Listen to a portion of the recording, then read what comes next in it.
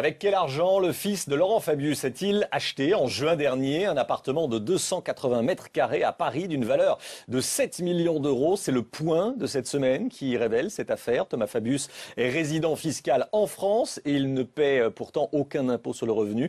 Tracfin, le gendarme de Bercy, a été saisi selon le point, mais sans que cela ne déclenche aucune enquête. Ça veut dire qu'aujourd'hui, il y a un privilège d'enquête qui est réservé au ministère des Finances. C'est-à-dire qu'un procureur qui identifie la fraude fiscale ne peut pas de lui-même commencer l'enquête. Il doit attendre que la commission d'infraction fiscale statue, saisie par le ministère des Finances, avant de pouvoir faire l'enquête.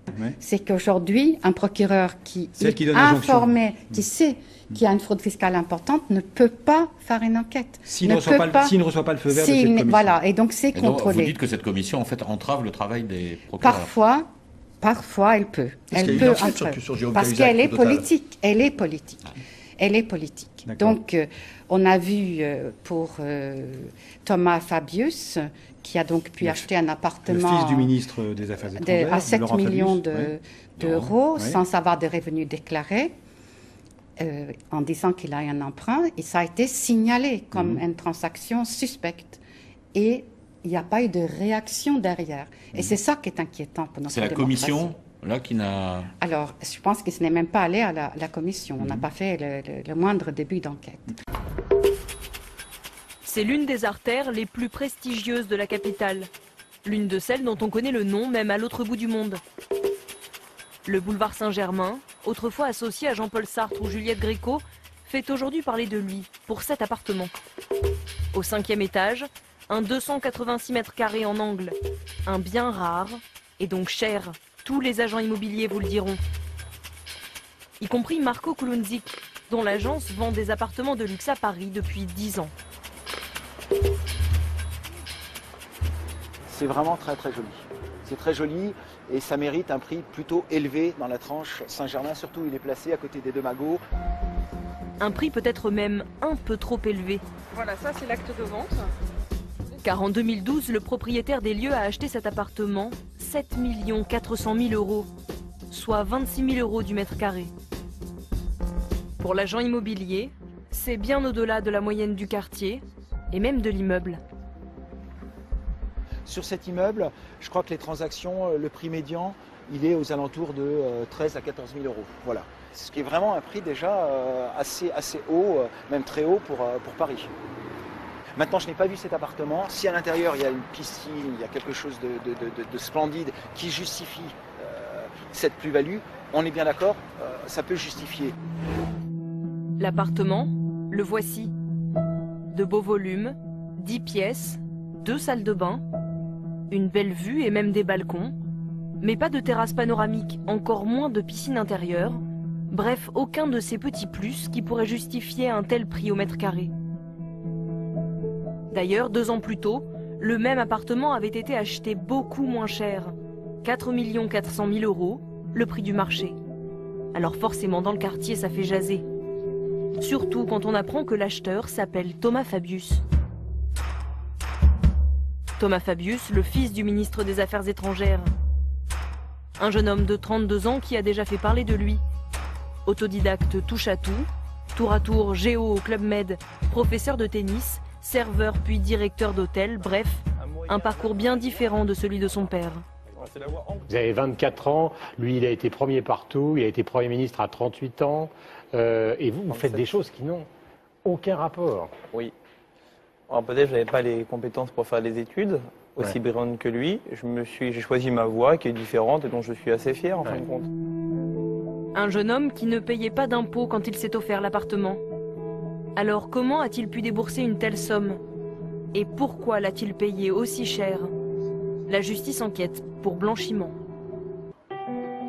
Thomas Fabius aurait donc payé trop cher. Et avec quel argent? Car ses affaires ne sont pas florissantes. Thomas Fabius a monté sa propre société, TF Conseil, spécialisée dans l'immobilier. Résultat net en 2011, 11 900 euros. Pas de quoi non plus s'acheter l'appartement du boulevard Saint-Germain. Alors comment a-t-il fait? D'après l'acte de vente, il aurait bénéficié d'un prêt de 4 millions d'euros à 3% sur 10 ans. La banque qui lui a prêté, c'est la Monte Paschi, une vénérable institution italienne. Pourquoi lui a-t-elle accordé une telle somme?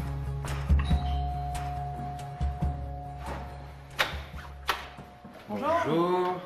Pour Olivier Forgue, gestionnaire de patrimoine, le plan de financement paraît pour le moins surprenant. Nous lui soumettons le dossier sans lui dire qu'il s'agit de Thomas Fabius. Un dossier de ce type n'a quasiment aucune chance. Ça ne passera pas. Jamais une banque ne financera. Il faut des revenus, il faudrait... et le bien à qui a-t-il été mis en location? Non, non. Cette personne habite dedans. Donc ça veut dire que le bien acquis par ce financement ne génère pas de revenus pour rembourser. Non. Je pense que c'est absolument, ça me semble imprésentable ce genre de dossier. Aucun comité de crédit n'accepterait de financer un tel dossier, compte tenu du risque. Mais ce qu'il comprend encore moins, c'est l'origine des 3,5 millions d'euros qu'a apporté Thomas Fabius en complément du prêt. Et d'où viennent ces 3 millions d'euros? On ne sait pas. C'est assez peu courant comme dossier. L'absence de revenus, l'absence d'impôts, l'absence d'actifs. C'est toute la question. 3,5 millions d'euros, une somme colossale pour un homme qui n'a pas payé d'impôt sur le revenu en 2012. Cet argent pourrait bien provenir d'un secteur d'activité qui n'a rien à voir avec TF Conseil. Thomas Fabius aurait un talon d'Achille, les jeux d'argent. Le fils du ministre est un flambeur. Sur les tables, il mise gros, gagne parfois et perd souvent. Interdit de casino en France, il a écumé les prestigieux établissements de jeux à l'étranger, notamment à Monaco. Sur cette vidéo amateur filmée à son insu, on le voit en chemise blanche et short en pleine partie de roulette.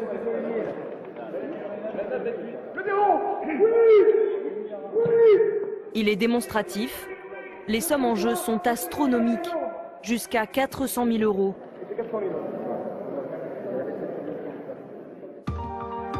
Cette vidéo, c'est un journaliste de Paris Match, François Delabarre, qui l'a récupérée. Il a enquêté sur les liens entre Thomas Fabius et le casino pendant plusieurs mois. Là, on parle de montants colossaux. Il a misé au cours de l'année 2011 7 millions d'euros. C'est une somme colossale. 7 millions d'euros en liquide, auxquels viennent s'ajouter les montants qu'il a misés dans d'autres casinos, c'est-à-dire Las Vegas ou Londres, où il avait ses habitudes. Mais la chance tourne. Fin 2012, il laisse une ardoise de 2 millions d'euros à Monaco, qu'il n'a toujours pas effacée. L'argent lui brûle les doigts. Il serait allé jusqu'à laisser un pourboire de 100 000 euros au croupier un soir de veine. Les plus gros joueurs du casino de Monaco, c'est l'oligarque Mamadov et c'est le milliardaire britannique Philip Green. Tous les deux ont plus de 50 ans et sont des hommes connus. Ensuite, on a Thomas Fabius qui a 30 ans, qui est un parfait inconnu et dont on ne connaît pas l'origine et source des fonds. 7 millions d'euros misés en un an, 3,5 millions d'apport pour l'achat d'un appartement. Nous avons contacté le principal intéressé pour comprendre d'où venait tout cet argent. Il ne sait pas qu'il est enregistré. Je comprends l'intérêt suscité par l'achat de mon appartement dans l'absolu, mais je ne comprends pas du tout la polémique autour de cela. Mais sur l'origine de ces fonds, par contre, on a du mal à savoir. Bah écoutez, ça c'est encore une fois, c'est de la vie privée, je pense.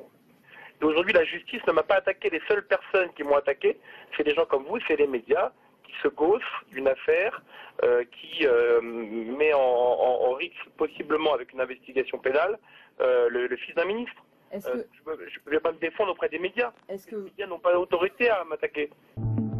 La justice, pourtant, s'intéresse bien à lui. Des mouvements suspects sur son compte bancaire avant l'achat de l'appartement ont attiré l'attention de Tracfin, la cellule anti-blanchiment de Bercy. Une information judiciaire a été ouverte. Par exemple, vous avez une villa ou un appartement qui vaut 5 millions et vous l'achetez 7. Vous l'achetez 7 comment? Par de l'argent qu'on appelle prélavé, c'est-à-dire qui serait passé par un montage quelconque à travers les frontières.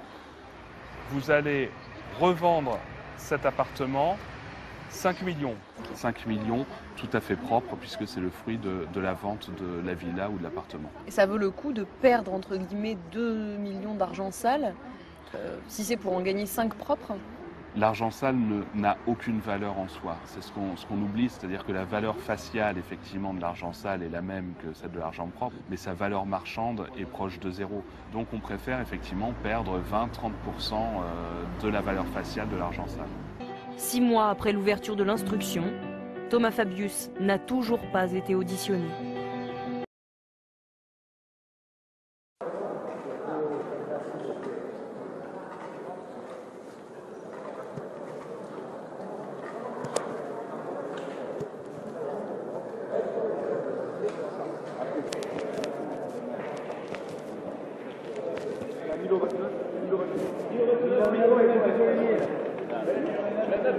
Le verrou. Oui. Le pourboire va être non.